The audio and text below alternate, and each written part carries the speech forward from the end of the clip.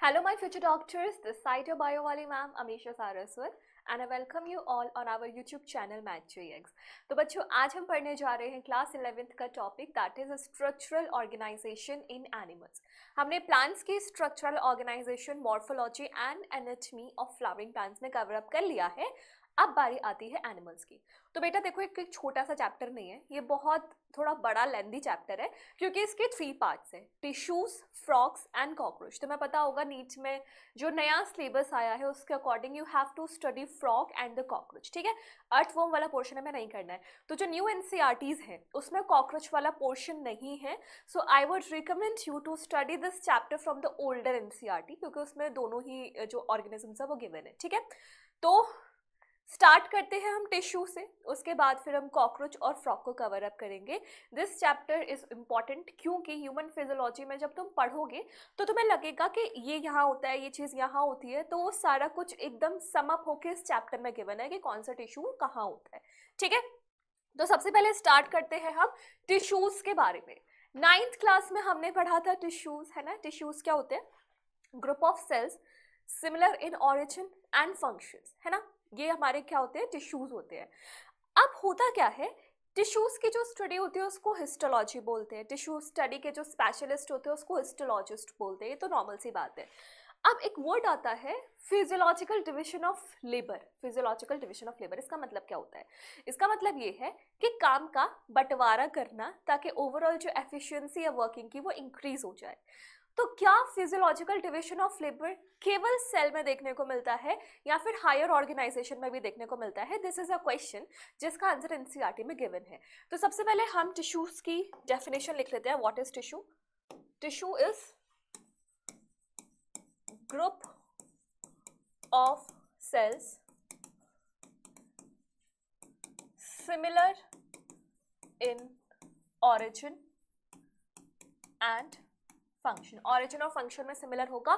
दूसरी इंपॉर्टेंट चीज ये है कि टिश्यूज में जो सेल्स हैं वो फिजिकली भी इंटरेक्ट करते हैं और केमिकली भी इंटरेक्ट करते हैं, इस चीज को ध्यान रखना। ठीक है,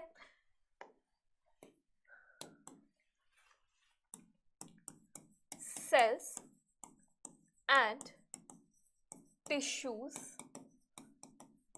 interact with each other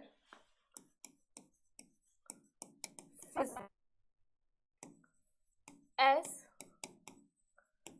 well as chemical. ठीक है, दोनों ही लेवल पे इंटरेक्शन चलता है। और जो नेक्स्ट इंपॉर्टेंट बात है वो ये है कि physiological division of labour cell से लेकर के ऑर्गन सिस्टम के लेवल पे देखने को मिलता है। क्योंकि तुम्हें पता है ना हमारी हायरार्की क्या होती है?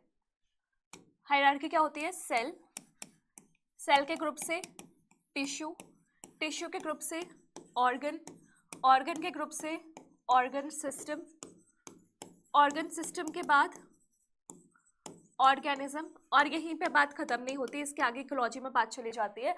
ऑर्गेनिज्म के बाद पॉपुलेशन, फिर कम्युनिटी, इकोसिस्टम, बायोस्फीयर, बायोम, ये सारी चीजें आ जाती है। हमें केवल यहीं तक समझना है। तो मेन बात जो मैं बताना चाह रही थी वो बात क्या है कि यहाँ पर सारे ही लेवल्स में physiological division of labour found. ठीक है, सारे ही लेवल्स पे फिजियोलॉजिकल डिवीजन ऑफ लेबर देखने को मिलेगा। अब बात आती है कि हमारी बॉडी में, चाहे इंसान की बॉडी हो चाहे किसी की भी बॉडी हो, कितने टाइप्स के टिश्यूज होते हैं। ठीक है, सो एनिमल टिश्यूज की अगर बात की जाए, ध्यान रखना मैं केवल ह्यूमन की बात नहीं कर रही, मैं सारे ही एनिमल की बात कर रही हूँ, animal tissues. So we have 4 types of tissues, 1 2 3 1 2 3 and 4। ठीक है, 4 टाइप्स के हमारे पास टिश्यूज होते हैं। एक बार देख लेते हैं कौन कौन से।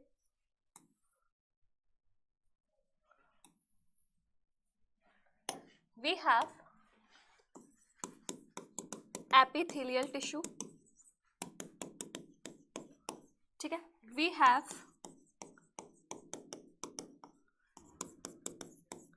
Connective tissue, epithelial tissue, connective tissue. इसके बाद वी हैव नर्वस या न्यूरल टिश्यू, या फिर न्यूरॉन्स लिख लो सीधा, ठीक है। और फिर हमारे पास क्या है, मस्कुलर टिश्यू, यानी कि मसल। इनके फर्दर सब टाइप्स हैं जो अब हम डिटेल में पढ़ने जा रहे हैं। Now we are going to study all these tissues in detail, ठीक है। तो सबसे पहले बात करते हैं हमारे सबसे प्यारे टिश्यू की, which is the epithelial tissue. So first of all let's study about epithelial tissue. तो एपिथेलियल टिश्यू क्या होता है, ध्यान से समझो, ठीक है। जैसे मान लो ये एक बॉक्स है, एक ऑर्गन है, ठीक है। मान लो ये कोई एलिमेंट्री कैनाल है, कोई भी ऑर्गन है, चलो क्या मान लेते हैं, इसको मान लेते हैं स्टमक, ठीक है। तो इस स्टमक की बाहर की भी कवरिंग होगी, और अगर तुम इस स्टमक को अंदर से देखोगे, कुछ गिर ना जाए, रुक जाओ, हाँ यहाँ से इस स्टमक को अंदर से देखोगे तो इसकी अंदर की भी कवरिंग होगी, ठीक है। तो ये जो कवरिंग है बच्चों, ये जिस टिश्यू की बनी होती है, that tissue is your epithelial tissue. तो एपिथेलियल टिश्यू का काम क्या होता है, ऑर्गन्स की बाहर की कवरिंग बनाना, साथ साथ ऑर्गन्स की अंदर की कवरिंग बनाना, ठीक है। So let's write the definition of epithelial tissue. Forms the outer covering of organs as well as coverings of organs and hollow tubes। Ma'am what is hollow tubes? देखो बच्चों, hollow tubes का मतलब है जैसे तुम्हारे अपने बॉडी के अंदर एलिमेंट्री कैनाल होता है, वो भी एक ट्यूब है ना। रेस्पिरेटरी सिस्टम है, उसमें भी ट्यूब है, ट्रेकिया, ईयर कैनाल है, वो भी एक ट्यूब है। तो जो भी हॉलो ट्यूब्स, उनके अंदर की कवरिंग भी कौन बनाएगा, एपिथेलियल टिश्यूज, ठीक है। अब एपिथेलियल टिश्यूज बेसिकली दो टाइप्स के होते हैं, simple epithelial tissue and compound epithelial tissue, ठीक है। तो एक बार हम वो भी पढ़ लेते हैं, टाइप्स क्या क्या है types. Simple epithelial tissue and compound epithelial tissue. अब मैं इसको एपिथेलियम लिख देती हूँ सीधा, सिंपल एपिथेलियम, ठीक है, एंड कंपाउंड एपिथेलियम।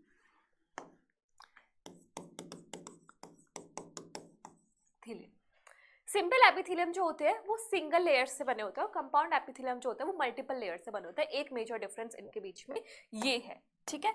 तो types simple and compound. Simple made of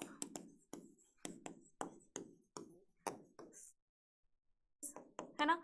अब ये सेल्स कौन है, जब एपिथेलियम टिश्यू का नाम है तो एपिथेलियल सेल्स क्या हो जाएगा, सेल्स का नाम। तो they are made up of single layer of cells, और यहां पर मल्टीपल लेयर ऑफ सेल्स, यहाँ पे मल्टीपल लेयर ऑफ सेल्स होते हैं, उन्हीं सेल्स की जो सिंपल एपिथेलियम में प्रेजेंट होते हैं।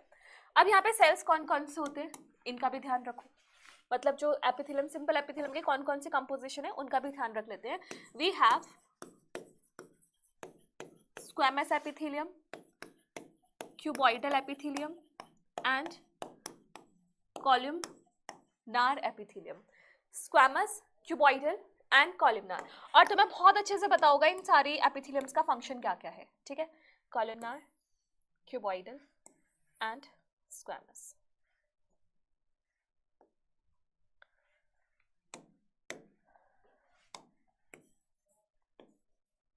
ठीक है। अब इसमें सबसे पतली जो होती है वो होती है स्क्वैमस, ठीक है, और जो मोटी होती है उसके बाद क्यूबॉइडल, और उसके बाद कॉलमनार होती है। तो ये जो फर्स्ट वाली है स्क्वैमस, इसका काम होता है केवल डिफ्यूजन कराना, और जो क्यूबॉइडल और कॉलमनार होती है उनका सेम फंक्शन होता है, and that same function is secretion and absorption, ठीक है। तो अब एक बार इन तीनों एपिथेलियम के बारे में पढ़ लेते हैं, ठीक है।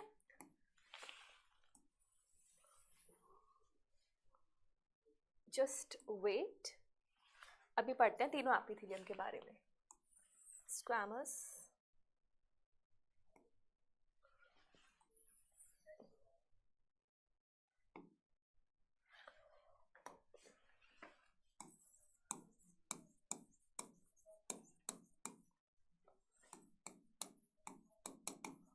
क्यूबॉइडल,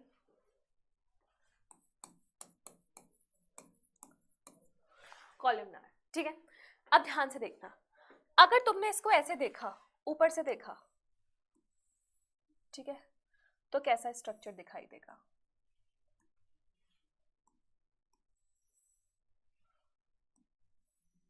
चलो परफेक्ट, कुछ हद तक सही बना है, एकदम पतली पतली। ठीक है, अब यहाँ पे तुम्हें सेल्स की बाउंड्रीज बनानी है।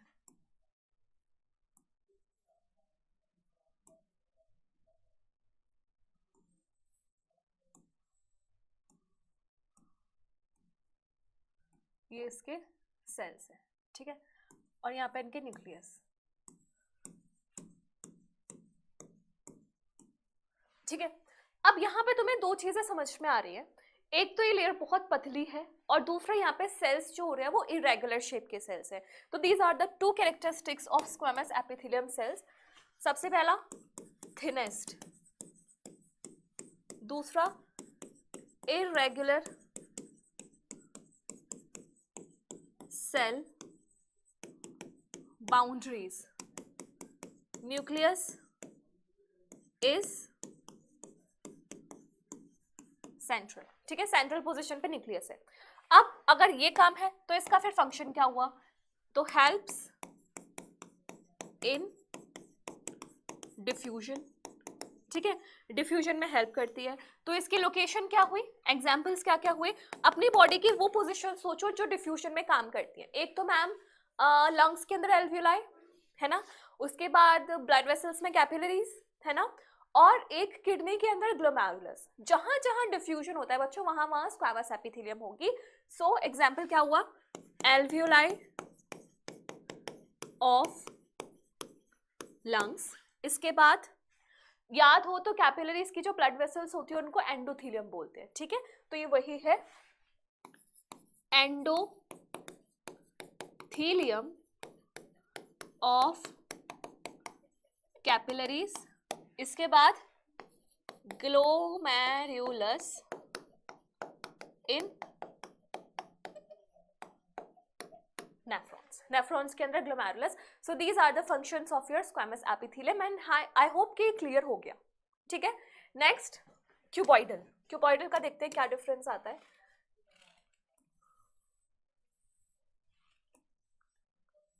ये थोड़े से मोटे होंगे,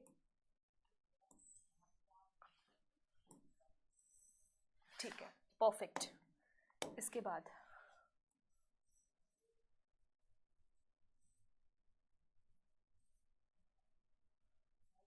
ये बड़ा पाव जैसे लग रहे हैं ना,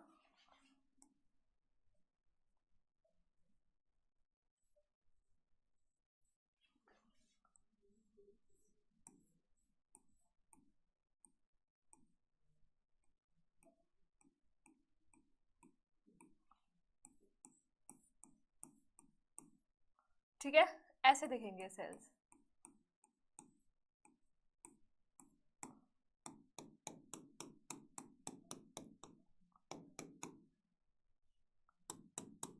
इस टाइप से। ठीक, तो यहाँ के कंपैरिजन में यहाँ पे थिकनेस थोड़ी सी बढ़ गई। अब थिकनेस बढ़ गई तो डिफ्यूजन में तो काम नहीं करेंगे। ठीक है, तो यहाँ पर जो इंपॉर्टेंट बात है वो क्या लिखना है तुम्हें? थोड़ा सा थिकर है वो तो दिख ही रहे हैं। न्यूक्लियस की पोजीशन याद रखना, सेंटर। Nucleus is central. ठीक है, फंक्शन क्या हो जाएगा इसका?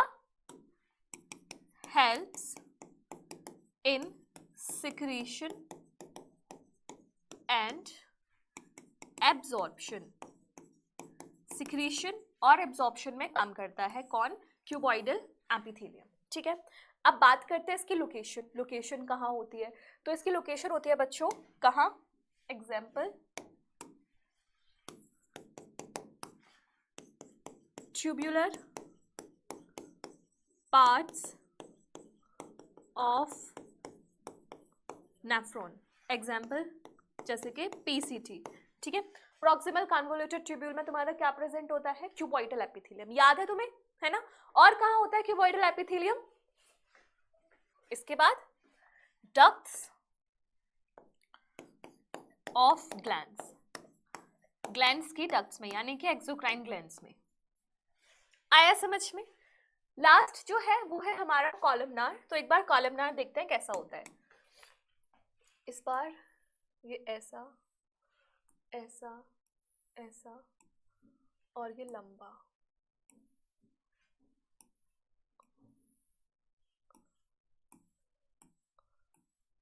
ओहो, परंपरा नहीं टूटनी चाहिए। ठीक है, ये कॉलमनार बना रही हूँ, ध्यान से देखना, तुम्हें दिख रहा होगा।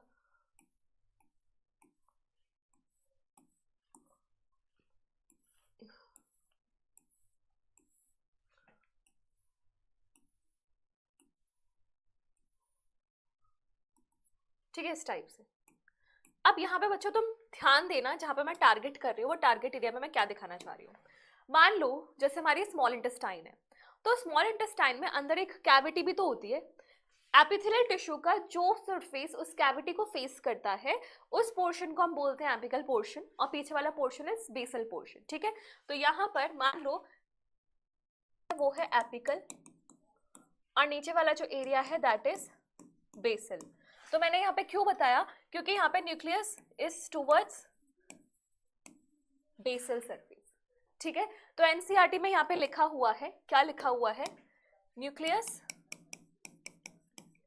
Is basal and apical surface में bear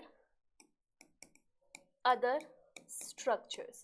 अदर स्ट्रक्चर्स बोले तो जैसे कि सीलिया बियर कर लिया या फिर विलाइज बियर कर ली, वो वाला पार्ट। तो न्यूक्लियस की पोजीशन बेसल है, इसका तुम्हें ध्यान रखना है। ठीक है, फंक्शंस क्या हो जाएगा इसका, सेम फंक्शन हो जाएगा, that is secretion and absorption. ठीक है, सिक्रेशन और एब्जॉर्प्शन कराता है ये भी क्यूबॉइडल की तरह। इसकी लोकेशन एग्जाम्पल क्या हो जाएगी, stomach and small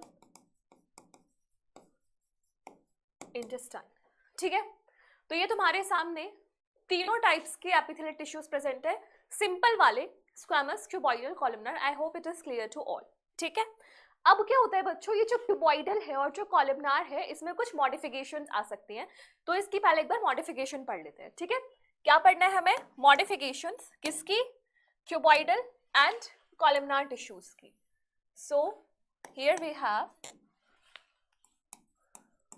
modifications of cuboidal and columnar epithelium। ठीक है, अब देखो क्या हो सकता है, यहाँ पर या तो ये सीलिया बियर कर सकते हैं, या फिर ये विलाई बियर कर सकते हैं। ठीक है, या फिर ये अपने आप को ग्लैंडुलर बना सकते हैं, क्योंकि सिक्रीशन तो कर ही रहे हैं। ठीक है, तो तुम्हें सबसे पहला पढ़ना है क्या, तुम्हें सबसे पहला पढ़ना है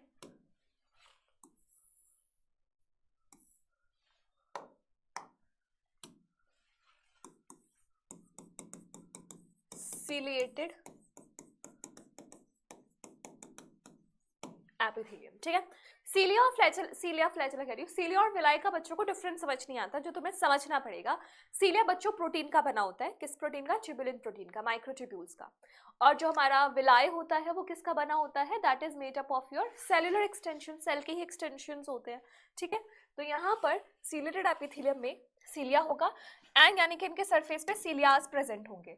तो इसका एग्जाम्पल क्या हो जाता है, एक तो तुम्हारा ब्रोंकाई, ट्रेकिया और ब्रोंक्यूल्स तक, ट्रेकिया ब्रोंक्यूल्स, मतलब तुम्हारा जो कंडक्टिंग पाथवे है उसमें तुम्हारे सीलिया प्रेजेंट होते हैं ताकि म्यूकस को बॉडी से बाहर भेज दिया जाए।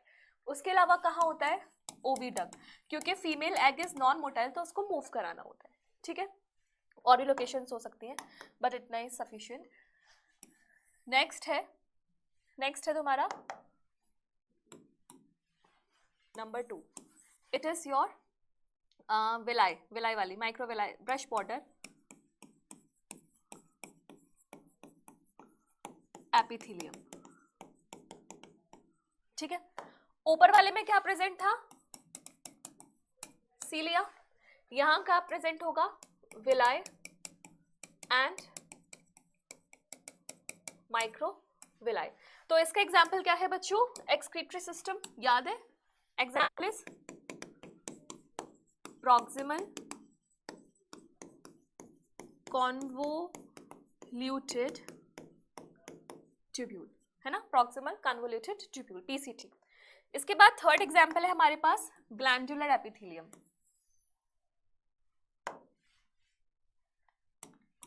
थर्ड,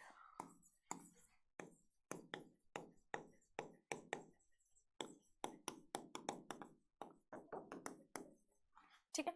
ग्लैंडुलर एपिथेलियम का काम क्या हो जाएगा, सिक्रीशन। अब यहाँ पर क्लासिफिकेशन पढ़ना पड़ेगा इसका, एक बार मैं यहाँ पे लिख देती हूँ। यहाँ हम पढ़ रहे हैं ग्लैंडुलर एपिथेलियम।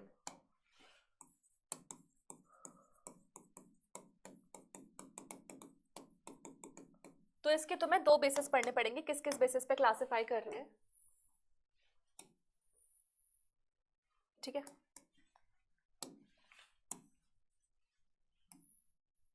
एक तो है कि किस मेथड से सिक्रीट कर रहे हैं, यानी कि एंडोक्राइन, एक्सोक्राइन, डक्ट वाला, और एक है ये कितने नंबर ऑफ सेल से बने होते हैं। So first is on the basis of composition and second is on the basis of mode of secretion, ठीक है। तो कंपोजिशन के बेसिस पे बच्चों दो टाइप्स आ जाते हैं, क्या क्या, we have unicellular glands and second type is multicellular glands, ठीक है, unicellular glands and multicellular glands। चलो अब देखते हैं इसमें क्या होता है। यूनिसेल्युलर ग्लैंड्स में क्या होता है, मान लो ये तुम्हारी एपिथेलियम है, ये तुम्हारी एक एपिथेलियम है,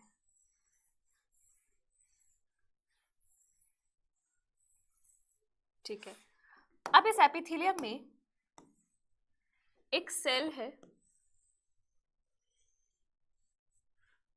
ठीक है, ये सेल सिक्रीट कर रहा है, बस यही है सिक्रीशन करने वाला सेल, ठीक है। तो यूनिसेल्युलर ग्लैंड हो गई। यूनिसेल्युलर ग्लैंड का एग्जांपल क्या हो जाएगा, हाँ हाँ हाँ हाँ, क्या हो जाएगा, गोबलेट सेल, जो म्यूकस रिलीज करते हैं, ठीक है। एग्जांपल गोबलेट सेल्स, फंक्शन क्या है इनका, रिलीज म्यूकस रिलीज करते हैं, ठीक है। मल्टीसेल्युलर ग्लैंड्स में क्या हो जाता है, ध्यान से देखना, जैसे तुम्हारी गैस्ट्रिक ग्लैंड्स होती हैं मल्टीसेल्युलर में, ये मान लो तुम्हारे गैस्ट्रिक रोगे है, ठीक है। अब यहाँ पर मल्टीपल सेल्स होते हैं, मल्टीपल सेल्स, मैं उनको बना देती हूँ ब्लू कलर से, जैसे ये भी कुछ कुछ सिक्रीट कर रहे हैं, ये भी कुछ कुछ सिक्रीट कर रहे हैं, ये भी कर रहे हैं, ये भी कर रहे हैं, इनके बीच में और कलर के भी सेल्स आ गए, ये और ये सारे के सारे सेल्स मिलके कुछ ना कुछ सिक्रीट कर रहे हैं, ये भी सब कर रहे हैं। तो इसका एग्जाम्पल क्या आ जाएगा, it's example is your gastric glands, जो स्टमक में मिलती है, आया समझ में, ठीक है। इसके बाद on the basis of secretion, तो सिक्रीशन के बेसिस पे हमारे पास बच्चों क्या टाइप्स होते हैं, exocrine and endocrine, exocrine glands and endocrine glands. क्या डिफरेंस है इनमें, एक्सो एंडो, एंडो मतलब अंदर, एक्सो मतलब बाहर। तो यहाँ पे क्या होता है, ये जो ग्लैंड होती है हमारी, लाइक ये ग्लैंड है, तो ये ग्लैंड एक डक्ट में अपना सिक्रीशन डालती है, बट एंडोक्राइन ग्लैंड में ऐसा नहीं होता, ये ग्लैंड है और ये ग्लैंड डायरेक्टली ब्लड वेसल्स में डिफ्यूजन की हेल्प से अपना सिक्रीशन डालती है, ठीक है, simply by the process of diffusion. तो यानी कि सिंपल भाषा में ये बोल सकती हूँ कि exocrine glands are ducted glands and endocrine glands are ductless glands। Example भर भर के इसका एग्जाम्पल देखो, क्या एग्जाम्पल है, एग्जाम्पल स्वेट ग्लैंड, स्पेलिंग देखो, सेबेशियस ग्लैंड जो सीबम रिलीज करती है, ऑयल ग्लैंड्स, है ना, ये सारी डक्ट वाली ग्लैंड्स होती है। एंडोक्राइन ग्लैंड्स का एग्जांपल बहुत famous, last chapter of 11th class इसी के ऊपर है, thyroid gland, largest endocrine gland. ठीक है, तो तुम्हें समझ में आया ग्लैंडुलर एपिथेलियम। ठीक है, ग्लैंडुलर एपिथेलियम के बाद जो नेक्स्ट एपिथेलियम बचता है that is the compound epithelium.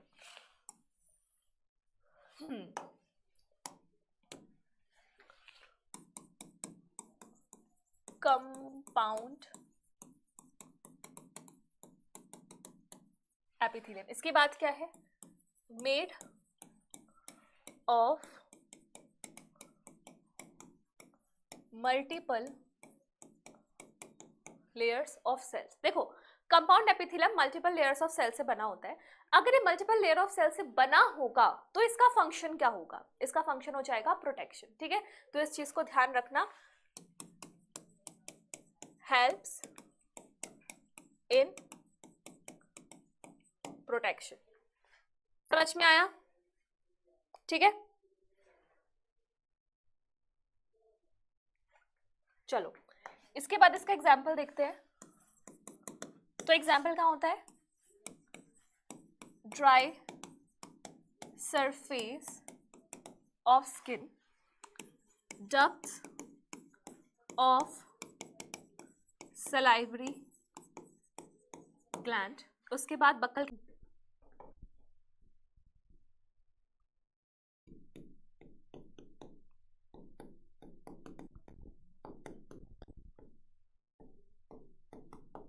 इसके अलावा और क्या होती है, हमारी पैनक्रियास की डक्ट्स में भी ये देखने को मिलेगा। ठीक है, so we have ducts of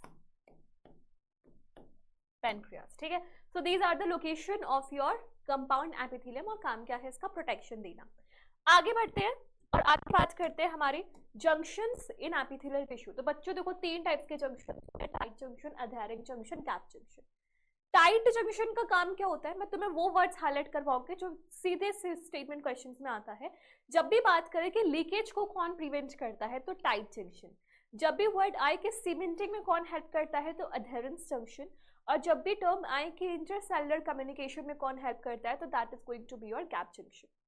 ठीक है, तो एक बार देखो, टाइट जंक्शन में एडजेसेंट सेल्स की जो सेल मेम्ब्रेन है वो फ्यूज कर जाती है तो लीकेज प्रिवेंट कर दी जाती है।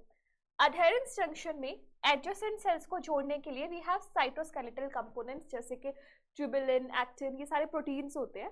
तो इसका काम क्या है, सीमेंटिंग, जोड़ के रखना। ठीक है, और गैप जंक्शन में क्या होता है, ऐसा टनल लाइक स्ट्रक्चर होता है जिसकी हेल्प से चीजें इधर से उधर जा सकती है। तो इसका काम क्या है, इंटरसेलुलर कम्युनिकेशन बनाना।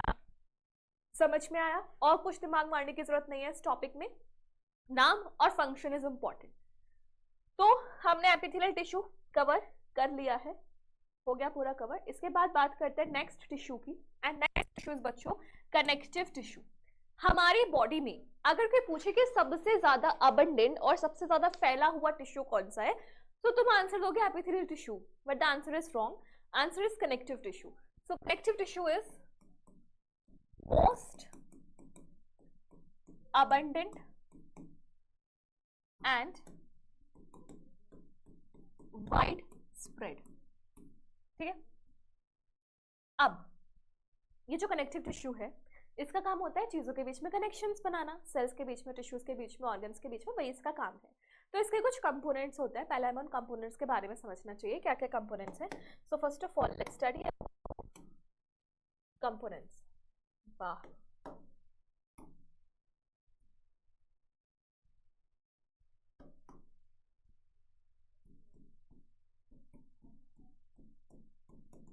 ठीक है, तीन कंपोनेंट्स हैं इसके। What are those three components, यहाँ पे लिखते हैं, cells, these are your cells, fibers and matrix। ठीक है, अब ऐसे समझो, ये कुछ ऐसा होता है, इट इज लाइक दिस।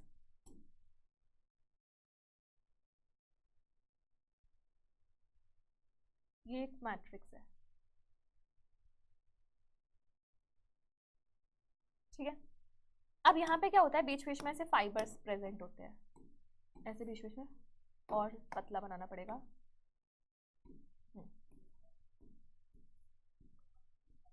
अलग अलग टाइप के फाइबर, ऐसा नहीं कि एक ही टाइप के, ये अलग अलग टाइप के फाइबर्स हैं, ठीक है। इनके सराउंडिंग में प्रेजेंट होता है हमारा सेल। मान लो यहाँ एक सेल है, यहाँ पे एक सेल है, या फिर अलग से कोई सेल पड़ा हुआ है, ऐसे ऐसे, ठीक है। इस तरीके का स्ट्रक्चर होता है। अब यहाँ पे जो तुम्हें थ्रेड लाइक स्ट्रक्चर्स दिख रहे हैं, दीज आर योर फाइबर। शायद तुम्हें अच्छे से विजिबल भी नहीं होंगे, एक मिनट डार्क कर देती हूँ। ये जा रहे हैं, ये जा रहे हैं, ये विजिबल है, ठीक है। तो ये जो थ्रेड लाइक स्ट्रक्चर है, दीज आर द फाइबर्स, ठीक है। और फाइबर्स के दो टाइप हैं, कोलेजन या फिर इलास्टिक। इसके बाद ये क्या है, सेल्स, और ये क्या है, मैट्रिक्स। मैट्रिक्स का ही दूसरा नाम होता है ग्राउंड सब्सटेंस, ठीक है। इस तरीके से होता है। तो जरा एक बार है ना इसको डिटेल में पढ़ते हैं।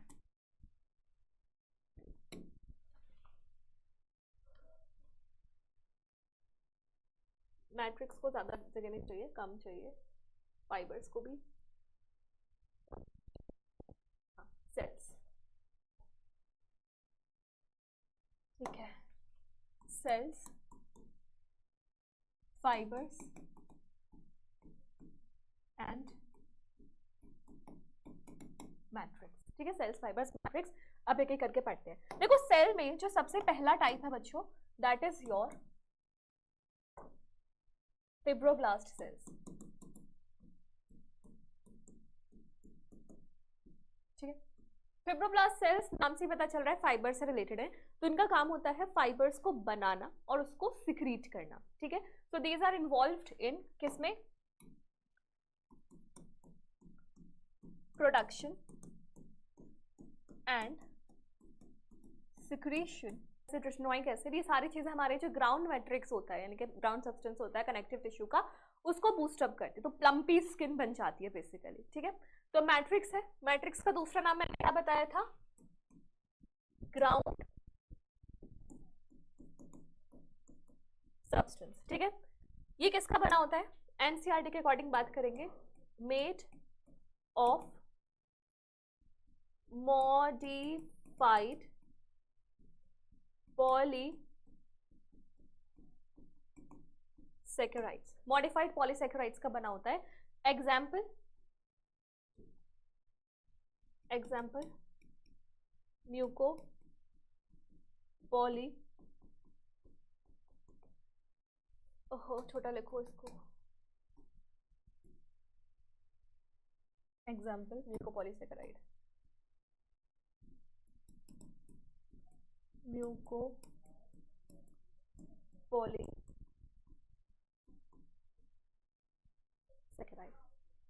ठीक है। समझ में आया, ये विजिबल है ना, हाँ दिख रहा है। तो ये हमारे क्या हो गए, कंपोनेंट्स। कंपोनेंट्स के बाद आगे बढ़ते हैं और बात करते हैं टाइप्स। इनके टाइप्स कितने हैं,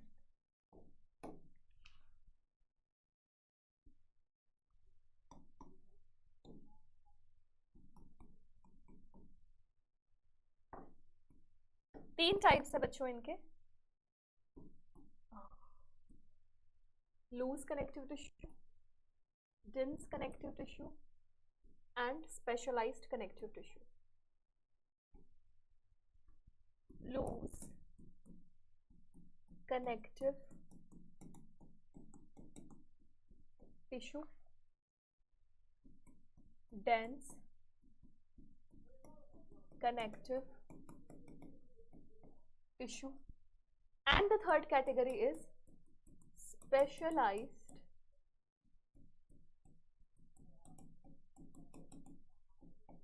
कनेक्टिव टिश्यू, ठीक है। तो ये तीन कैटेगरीज होती है। लूज कनेक्टिव टिश्यू सिंपल सी बात है, यानी कि लूज लूज मैट्रिक्स, मतलब मैट्रिक्स में क्या होता है, फाइबर्स लूजली प्लेस्ड होंगे। डेंस कनेक्टिव टिश्यू में फाइबर्स डेंसली प्लेस्ड होंगे, और स्पेशलाइज्ड में कुछ और अलग मॉडिफिकेशन देखने को मिलेगी। लूज कनेक्टिव टिश्यूज में हमारे जो एग्जाम्पल्स हैं, एग्जाम्पल्स क्या क्या है, areolar tissue and adipose tissue. ठीक है, डेंस कनेक्टिव टिश्यू के दो पार्ट्स हैं, एक होता है डेंस रेगुलर और एक आता है dense irregular, dense regular and dense irregular. ठीक है, एक बार इसको भी डब्बा लगा देते हैं।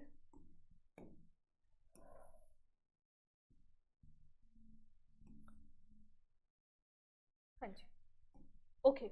अब यहां पर इसके एग्जांपल्स देखो। डेंस रेगुलर का एग्जांपल है बच्चों टेंडन्स एंड लिगामेंट्स। सुना सुना नाम तो लग ही रहा होगा, ऑब्वियस सी बात है ना, टेंडेंस एंड लिगामेंट्स। और डेंस इरेगुलर का एग्जांपल है स्किन में, इन स्किन। ठीक है, इसके बाद स्पेशलाइज्ड टिश्यूज के तीन एग्जांपल्स हैं, क्या क्या? Blood, bone and cartilage. ठीक है, ब्लड, बोन एंड कार्टिलेज। चलो ये हो गया, ये हमने कर लिया। इसके बाद अब एक एक करके इन सारे टाइप्स को पढ़ते हैं डिटेल में, कैसे कैसे इनका स्ट्रक्चर होता है। And first is in front of you. First का नाम क्या है? Loose connective tissue. ये डायग्राम तुम्हें दिख रहा होगा, याद आ रहा होगा, ऐसा कुछ हमारी एनसीईआरटी में है ना। यहाँ पे ये डायग्राम्स के दो टाइप्स है, दो पार्ट्स है बेसिकली। ये क्या है? एरियोलर टिश्यू, और ये वाला क्या है? Adipose tissue. अब यहाँ पे आराम से तसल्ली से एक बार डायग्राम को देखो। देखो ये जो पूरा येलो वाला पार्ट है ना बच्चों, this yellow part is your matrix. क्या है? This is matrix. ठीक है, वो ग्राउंड सब्सटेंस जो है। इसके बाद ये तुम्हें येलो ब्लू कलर के स्ट्रक्चर्स देखेंगे, दीज आर योर फाइबर्स। ये जो ब्लू पार्ट है, these are your fibres. Example मान लो कोलेजन फाइबर।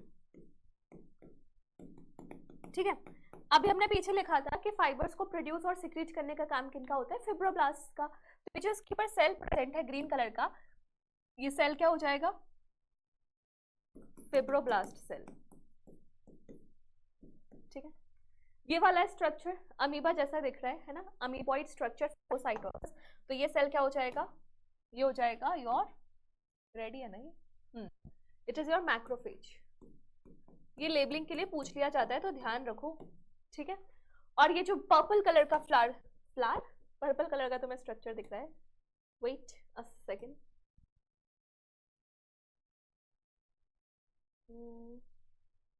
हाँ ठीक है, this is your mast cell. ठीक है, मस्ट सेल नहीं है, ये मास्ट सेल है। तो ये क्या हो गया तुम्हारा? Areolar tissue. एरियोलर टिश्यू की लोकेशन क्या होती है? बिनेथ स्किन, स्किन के नीचे एरियोलर टिश्यू, beneath skin। ठीक है, एक तरीके से फ्रेमवर्क सपोर्ट करता है, फ्रेमवर्क। आया समझ में? एडिपोज टिश्यू की बात करें, एडिपोज टिश्यू को हम फैट सेल्स भी बोलते हैं। दीज आर सेल्स को नाम दिया जाता है adipocytes and these are the fat cells, है ना। तो ये भी तुम्हारा सबक्यूटेनियस फैट्स बनाते हैं, यानी कि स्किन के नीचे होते हैं ये भी। अब इनकी लेबलिंग की बात करें बच्चों, तो यहाँ पर तुम्हें ये जो डॉट दिख रही है, ये डॉट क्या है? न्यूक्लियस। ठीक है, ये पूरा एक सेल है, तो ये क्या हो जाएगी इसकी? सेल मेम्ब्रेन या फिर प्लाज्मा मेम्ब्रेन। और ये जो तुम्हें बीच में पूरा स्ट्रक्चर दिख रहा है, ये क्या है इसका? दिस इज द फैट, मतलब चिकनाई जो इस सेल के अंदर स्टोर्ड है, फैट ग्लोब्यूल। आया समझ में? तो तुम्हें इस डायग्राम की लेबलिंग अच्छे से याद करनी है, पूछा जाता है नीट के एग्जाम में भी। अब तुम्हें पता है कि डायग्राम बेस्ड क्वेश्चंस के नंबर कितना बढ़ चुका है, तो you have to prepare yourself very well. ठीक है, लूज कनेक्टिव टिश्यू हो गया। लूज कनेक्टिव टिश्यू के बाद नेक्स्ट पारी आती है किसकी? Dense connective tissue.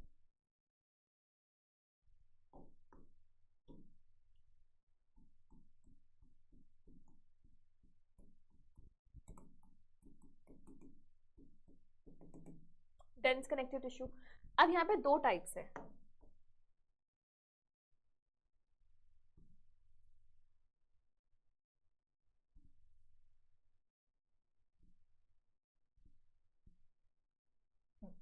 अब ध्यान से देखना,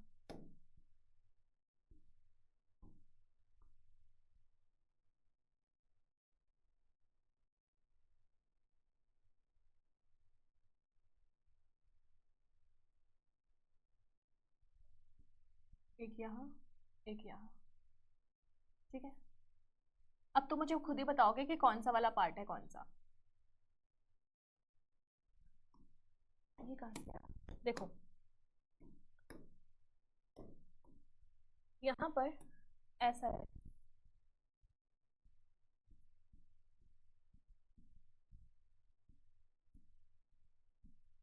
और यहाँ पर ऐसा है, ठीक है। इसके अलावा यहाँ पे सेल्स ऐसे पड़े हैं,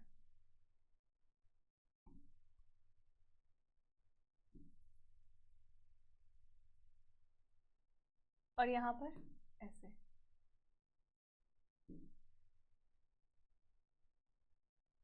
तो क्या समझ में आया कि ये वाला जो पार्ट है दिस इज डेंस इरेगुलर, है ना, क्योंकि इसके दो पार्ट्स थे ना डेंस कनेक्टिव टिश्यू के। और ये वाला जो पार्ट है बच्चों this is dense regular,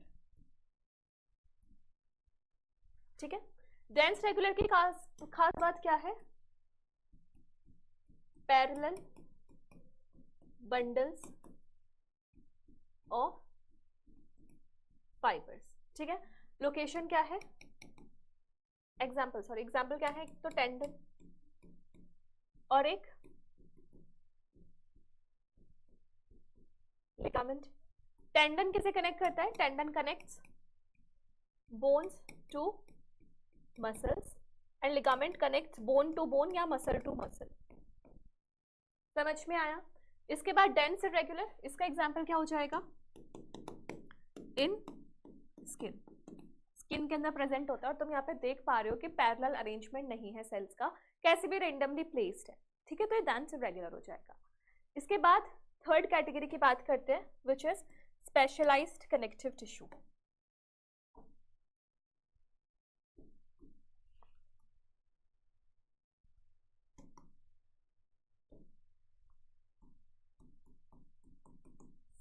specialised,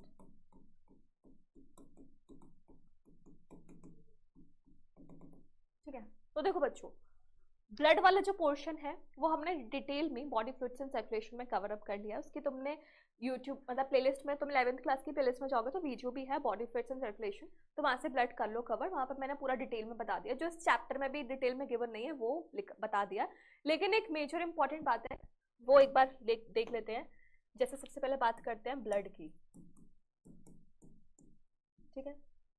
तो इम्पॉर्टेंट क्या है ये? एक तो ये लिक्विड कनेक्टिव टिश्यू है, ये मैंने वैसे बता दिया है वहां पर। और दूसरा क्या है? ये फाइबरलेस है, ओनली कनेक्टिव टिश्यू जिसमें फाइबर्स नहीं है, दैट इज ब्लड, ठीक है। ब्लड के बाद नेक्स्ट पार्ट जो है दैट इज बोन, ठीक है। तो बोन, लोकोमोशन एंड मूवमेंट में मैंने बोन के स्ट्रक्चर को डिटेल में नहीं बताया था, तो वो हम यहाँ पे कवर कर लेते हैं कि किस तरीके से इसका स्ट्रक्चर होता है, ठीक है। तो देखो क्या होगा, कुत्ता खाता है ना हड्डी, कुछ इस टाइप की होती है, ठीक है। अब इस हड्डी के बीचों बीच प्रेजेंट होता है bone matrix, sorry bone marrow,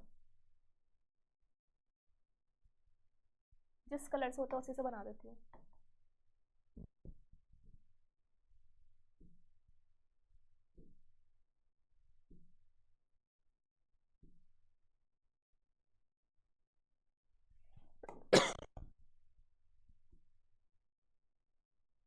this is yellow bone marrow. यहाँ पे साइड में प्रेजेंट होता है ऊपर की तरफ रेड बोन मैरो,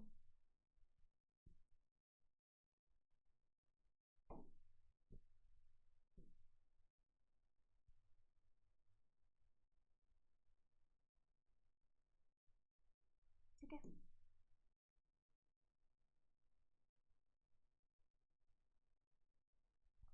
इसके बाद बीच में प्रेजेंट होती है एपिफाइसियल लाइन, जहाँ पे ग्रोथ हार्मोन काम करके इसको बढ़ाता है, बट वो हमें नहीं पढ़नी इतनी।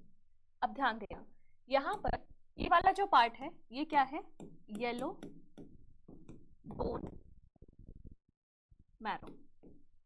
और ये येलो क्यों है, बिकॉज इट कंटेन्स एडिपोसाइट्स, यानी कि फैट सेल्स होते हैं यहाँ पर, ठीक है। उसके बाद ये जो ऊपर वाला पोर्शन है, this is your red bone marrow, ठीक है। क्यों, क्योंकि यहाँ पे क्या होता है, हीमोपोइसिस, हीमो यानी कि formation of blood cells, blood cells formation, ठीक है। इतना समझ में आया। अब हमें क्या करना है, इसके डिटेल स्ट्रक्चर को पढ़ना है, लेकिन उससे पहले यहाँ पे ध्यान देना, मैं इसको थोड़ा सा साइड में शिफ्ट कर दूँ।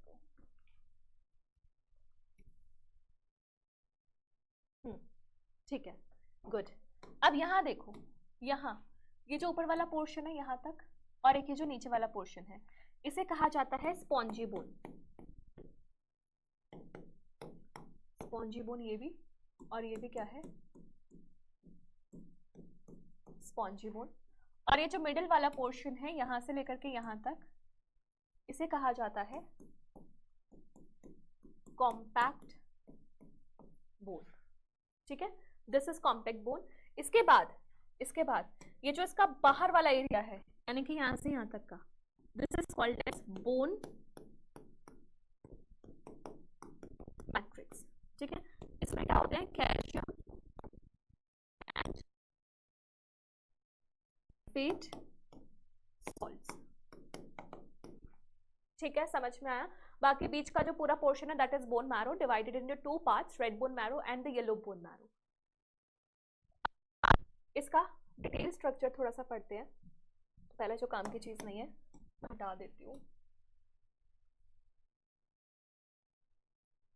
ये हटाओ, ये हटाओ, ये पूरा पोर्शन हटाओ, तुम हटो,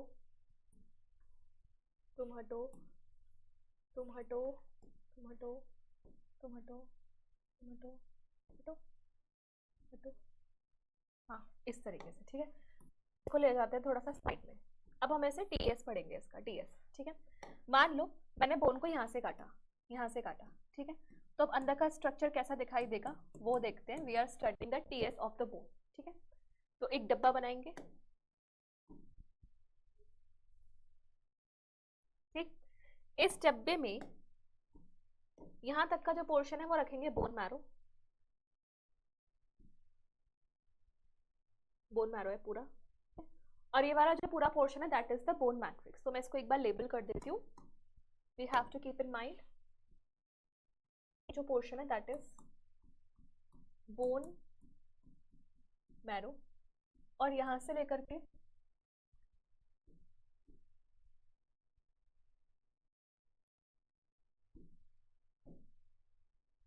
यहां तक का जो पूरा पोर्शन है दैट इज बोन मैट्रिक्स, ठीक है। तो बोन मैरो वाला पोर्शन तो खत्म, हमें वो पढ़ना ही नहीं है डिटेल में, ये खत्म। बात करते हैं बोन मैट्रिक्स की। तो बोन मैट्रिक्स में बच्चों पहली बात, यहाँ पे ना कंसेंट्रिक रिंग्स होती हैं। थोड़ा छोटा बनाते हैं पहले तो बीच का स्ट्रक्चर,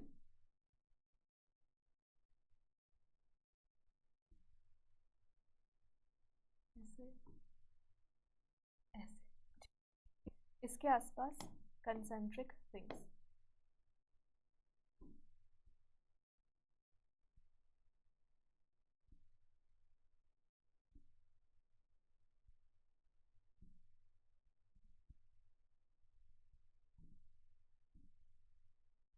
ठीक है।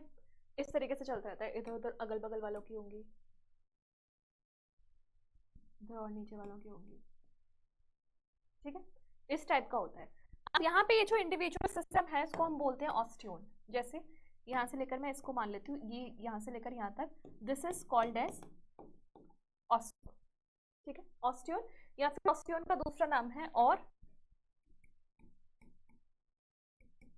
Haversian system. क्या कहती है पब्लिक? हौच पौच हो गई?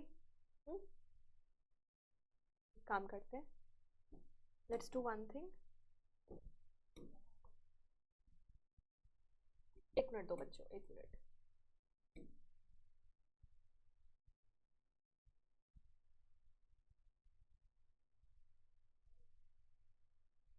ठीक है, मैंने इतना तो तुम्हें बता दिया, ऐसे बहुत सारी रिंग्स होती है। अरे हाँ, अब बस समझ में आ जाएगा। हम एक इस ऑस्टियोन को ना डिटेल में समझेंगे, ठीक है, एक एक ऑस्टियोन को। So let's make it. बस इतना, ठीक है। अब यहाँ तुम देखो, यहाँ जो इंडिविजुअल एक पार्ट दिख रहा है तुमको, that is called as the osteo. जैसे यहाँ से लेकर के यहाँ तक का ये जो पार्ट है, this whole part is the osteon. This is called as osteon या फिर हैवर्शियन सिस्टम, ठीक है। ऑस्टियोन या फिर हैवर्शियन सिस्टम बोलते हैं। क्यों बोलते हैं ऐसा? क्योंकि इसके बीचों बीच तुम ये कैनाल देख रहे हो, this is the Haversian canal, Haversian canal. और हैवर्शियन कैनाल का काम होता है क्या? जो तुम्हारी ब्लड वेसल्स और नर्व्स की सप्लाई है बोन के अंदर, उसको ले जाना, ठीक है। तो हैवर्शियन सिस्टम कैनाल का काम क्या हो जाएगा? Supply of blood vessels and nerves, ठीक है। अब मैं क्या कर रही हूँ? अब मैं इसके इतने पोर्शन को जूम इन कर रही हूँ, जैसे यहाँ से लेकर के यहाँ तक के पोर्शन को जूम इन करके देखते हैं और क्या होता है, ठीक है। तो यहाँ पर कुछ ऐसे स्टार शेप के सेल्स होते हैं, ये सेल्स, ये इसके फाइबर्स, ठीक है। और इनके स्पेस, इनके राउंड एक स्पेस होता है और पतला,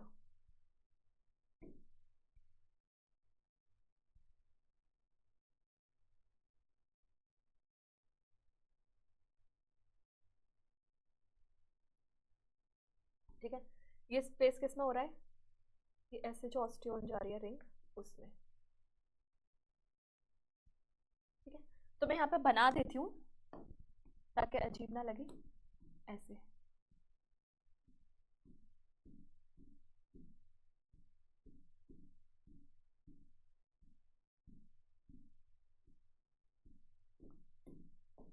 ऐसा लग रहा है ना रदरफोर्ड मॉडल और उसके इलेक्ट्रॉन्स, ठीक है।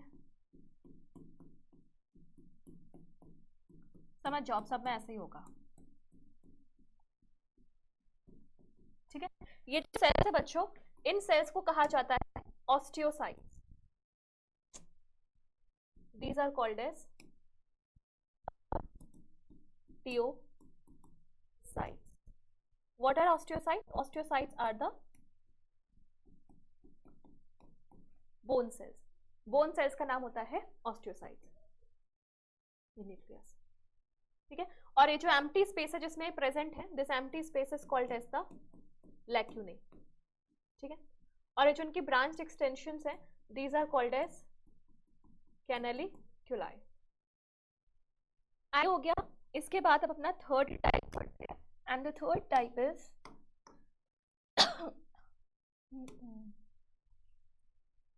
Bone, sorry cartilage. बोन्स तो हमने कर ली, third is your cartilage.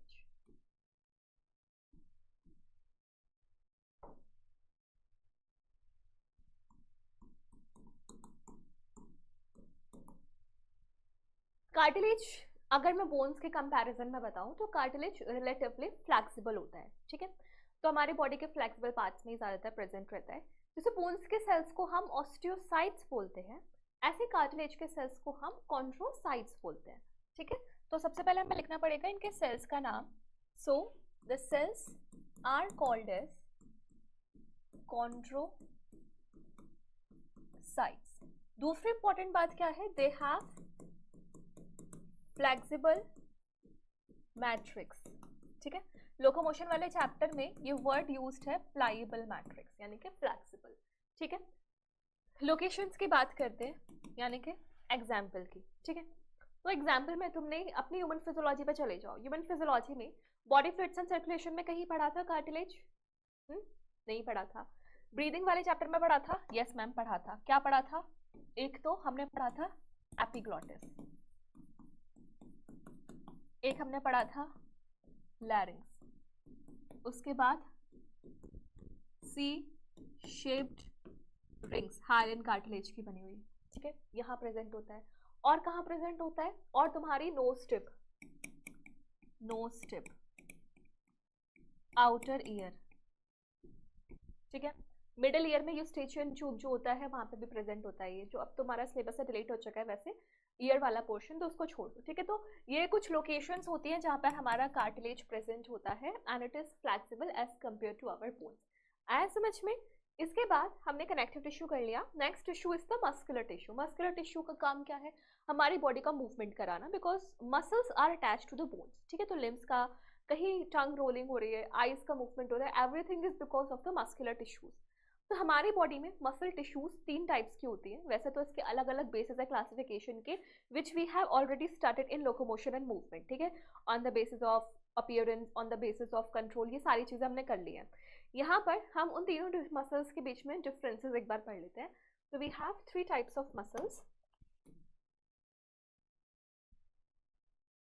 No, no, no, no, no, no, no, not like this.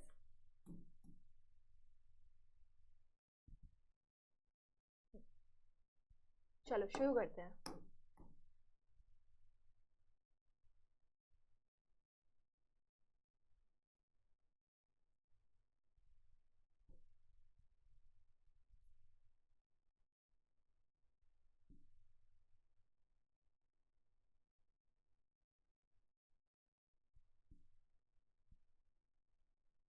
ठीक है, एक और कॉपी बना लेते हैं इसकी। Okay, now first of all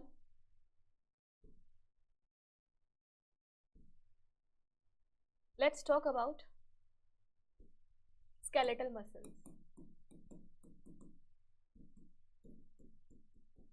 इसके बाद smooth muscles and the third category is cardiac muscles.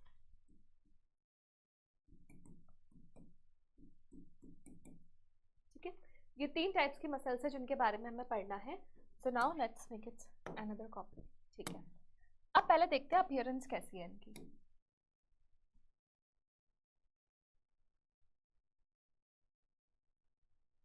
ऐसे यहाँ पे बैंड्स होते हैं।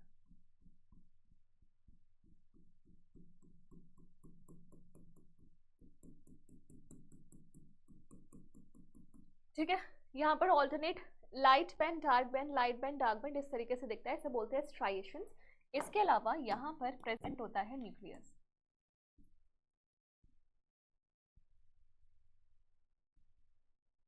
ठीक है, बात करते हैं स्मूथ मसल्स की। तो स्मूथ मसल्स ऐसी स्पिंडल शेप की होती है। ठीक, then they have a nucleus और उसके अलावा हमारे मायोफिब्रिल्स। ठीक है, next cardiac muscles.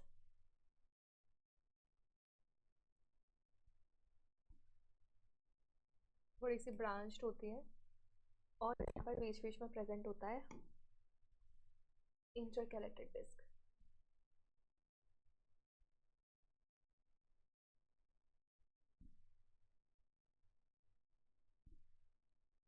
Like this. ठीक है, इसके बाद इसमें भी स्ट्राइएशंस देखने को मिलेंगे।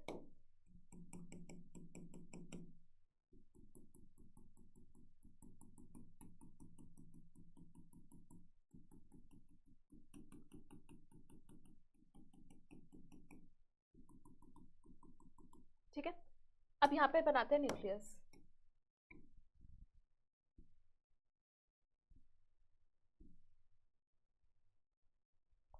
ओके, नाउ ये मुझे थोड़ा अजीब सा लग रहा है, यहाँ पे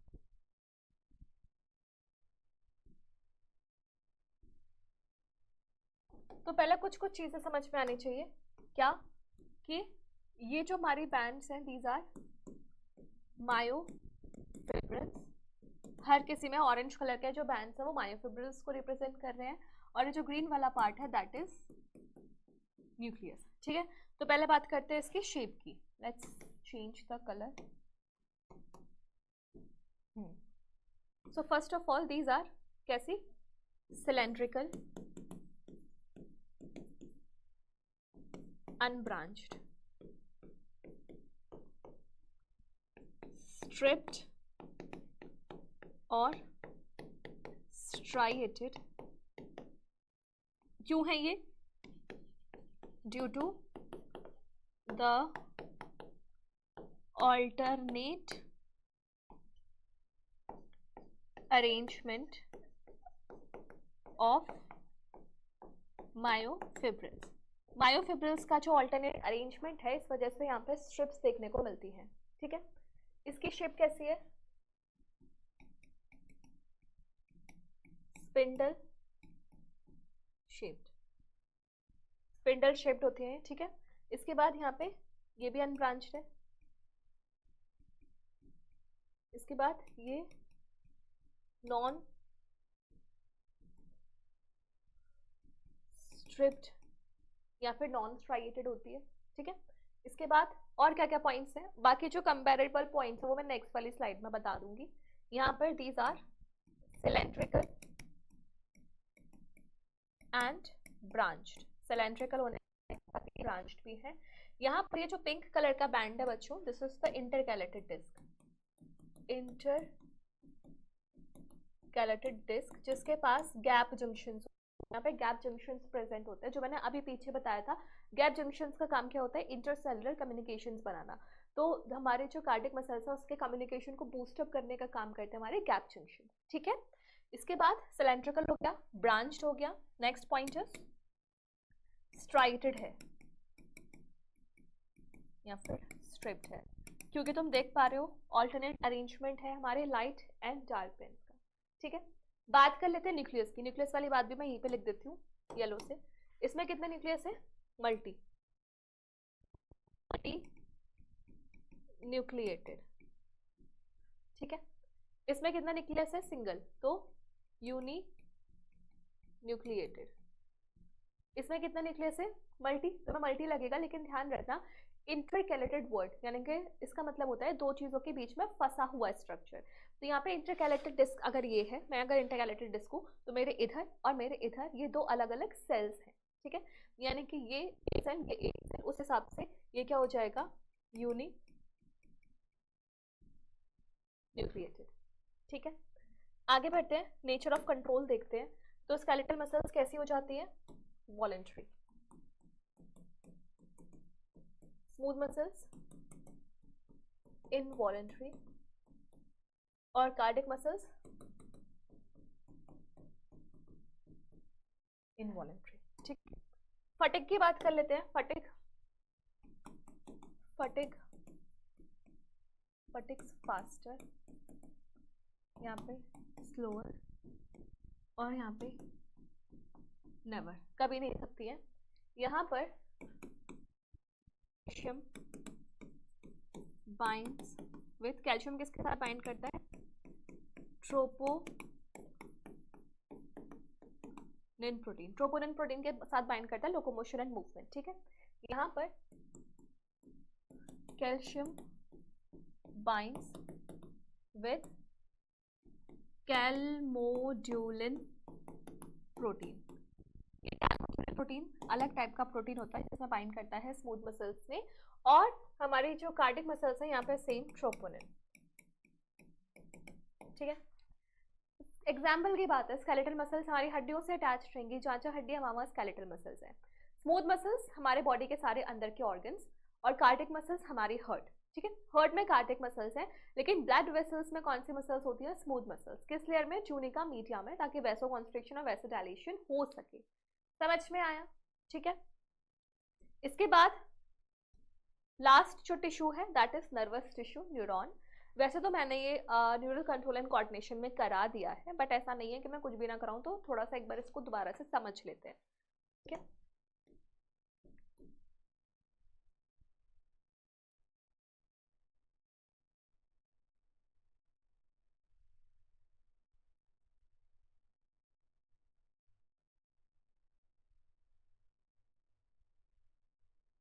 इस टाइप से, ठीक है।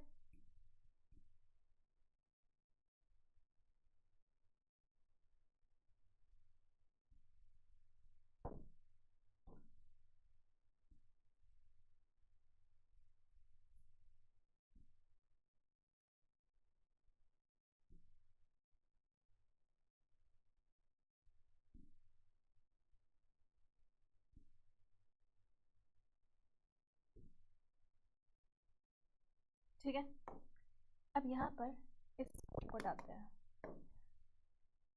अरे अरे अरे अरे अरे अरे, कोई बात नहीं।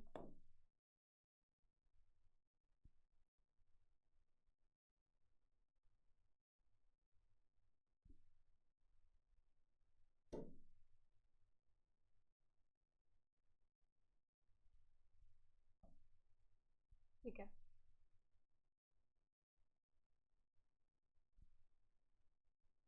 इस तरीके से बना दो, कुछ नहीं हो रहा। इसके बाद यहाँ पे बीच बीच में लगाने हैं तुम्हें माइलिन श्वान सेल्स। ठीक है, बाकी ध्यान रखना न्यूरल कंट्रोल एंड कोऑर्डिनेशन में ये हमने कवर किया है, तो उसको वहां पे पढ़ लेना ध्यान से, ठीक है, क्योंकि उसके बिना तो वो चैप्टर ही अधूरा है। ये गोल स्ट्रक्चर ऐसे, ठीक है। Then we have a nucleus. अब यहाँ पे ध्यान देना, ये जो ब्रांचेस हैं इनको हम बोलते हैं डेंड्राइट्स। These are dendrites. इसके बाद ये वाला जो पार्ट है दिस इज साइटोन या फिर सेल बॉडी। इसके बाद these are the myelin sheath. Myelin sheath है ये, और माइलिन शीट बनाने का काम जिन सेल्स ने किया है दीज आर श्वान सेल्स। ठीक है, याद रखो श्वान सेल्स पीएनएस में माइलिन शीट बनाते हैं, सीएनएस में माइलिन शीट बनाने का काम होता है ओलिगोडेंड्रोसाइट्स का। ठीक है, तो ये पोर्शन इज एक्सोन टर्मिनल।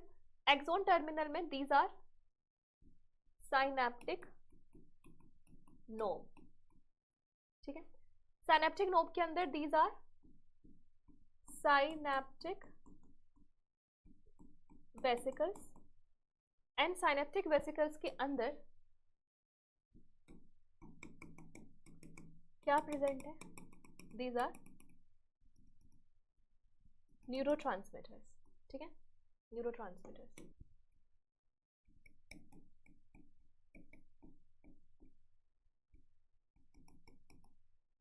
ठीक है, इसके बाद ये जो बीच बीच में empty portion, this is the node of Ranvier. Node of Ranvier होता है अनमाइलिनेटेड रीजन, यहाँ पर माइलिन शीट नहीं होती। इसके बाद अभी कहानी खत्म नहीं हुई, अभी क्या होता है, यहाँ पर कुछ ग्रैन्यूल्स होते हैं। What are these granules known as? These are, यहाँ पे लिखना था क्या, दीज आर निजल्स ग्रैन्यूल्स। ठीक है, निजल ग्रैन्यूल्स क्या होते हैं? कोई बोलता है राइबोसोम, कोई बोलता है आरएनए, कोई बोलता है आरईआर। तो मैं बस इतना ध्यान रखना है, इनका काम है प्रोटीन फॉर्मेशन, तो उस हिसाब से जो भी चीजें आ जाए ऑप्शन में उस हिसाब से सेलेक्ट कर लेना, आरईआर आए, राइबोसोम आए या फिर एमआरएनए आए। तीन चीजों का, तीन चीजों में कोई चीज होनी चाहिए। ठीक है, तो क्या लिखोगे? एमआरएनए, आरईआर या फिर राइबोसोम, इसमें से कुछ आ जाए। निजल ग्रैन्यूल से रिलेटेड दो इंपॉर्टेंट बातें, क्या? एक तो ये कि ये प्रोटीन फॉर्मेशन में हेल्प करता है, और दूसरा ये क्या है, दूसरी बात कि ये डेंड्राइट्स और साइटोन में होगा लेकिन एक्सोन में कभी भी नहीं होगा। ठीक है, तो फाउंड इन डेंड्राइट्स एंड साइटोन, यानी कि सेल बॉडी में मिलता है।